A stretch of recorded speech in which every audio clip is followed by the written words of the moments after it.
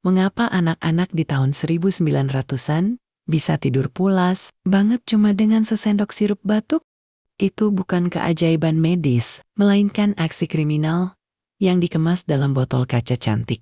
Bayangkan seorang ibu yang hancur hatinya mendengar bayinya batuk tanpa henti, kemudian diberikan obat ajaib dari apotik, yaitu sirup kental berisi heroin murni. Seketika rumah jadi sunyi, senyap. Bayinya berhenti menangis, napasnya melambat, dan matanya sayu tenggelam. Sang ibu yang kini lega, tidak tahu kalau ia baru saja memberikan malaikat kecilnya tiket menuju kecanduan, bahkan liang lahat.